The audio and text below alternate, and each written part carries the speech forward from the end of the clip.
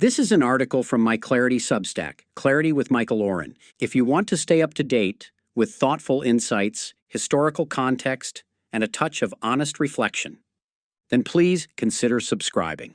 Thank you for listening. Why hope?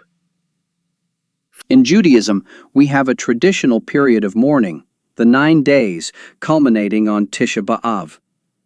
On that day, we recall our people's suffering during the destruction of our temples, our expulsions, and the many massacres at the hands of our enemies. Precisely at this period, when Israel is once again subjected to widespread hate and suffering unspeakable loss, I feel it is crucial to ask, is there hope? In a country with a national anthem entitled Hope, it lately feels we have none. Nearly 2 years into a war which seemingly has no end, much less a victory, we count the days our hostages have languished in unspeakable captivity. And count the lives of the soldiers that will never be lived, and the collapse of their families' universes. A people supposedly good with numbers, we note the skyrocketing statistics on antisemitism in the world, the synagogue bombings, the murders. We track the implosion of our support within the U.S. Democratic Party and the decline of pro-Israel voices even among conservatives. Pro-Israel organizations tally the number of articles in the New York Times and other influential publications portraying us as racist, warmongering, and genocidal. And the UN, resolutions condemning us for the most heinous crimes known to humanity. At home, the rapidly growing Haredim refused to serve in the army, refused to prepare their children to contribute to the economy, and refused to recognize the state for which countless Jews have sacrificed, and continue to sacrifice, all. Large segments of the population accuse the government of deliberately prolonging the war, and of repeatedly rejecting deals for the hostages' release. Increasing numbers of reserve soldiers are too tired, too traumatized, or just too fed up to continue reporting for duty. Politically, our state is careening off a right-wing cliff, and democracy is slowly, inexorably, eroding. Hope, indeed. There are times when I look at our current situation, domestically and abroad, and see only darkness. Light, itself, has vanished. The hope we hailed in our national anthem that established this state and kept it solvent for 77 turbulent years now belongs solely to the past. And so I ask myself, whether today, in the midst of such limitless loneliness and grief, there are still reasons for hope? What wellsprings of Jewish optimism can we tap to slake or even whet our thirst for faith? And given the trials of Jewish history, the serial sentences to death, what makes us think that this time we'll be acquitted? I ask the hardest of questions and come up with the unlikeliest answers.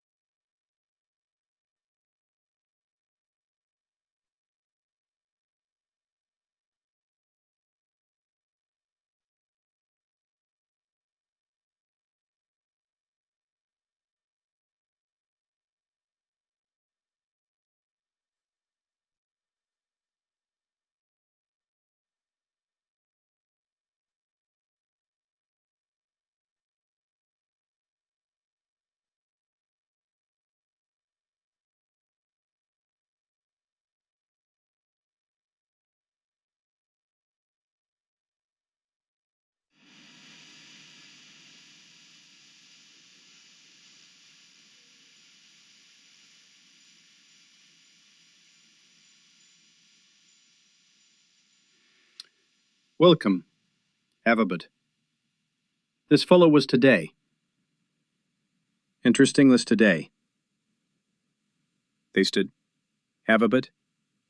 Have a bit. Tasted.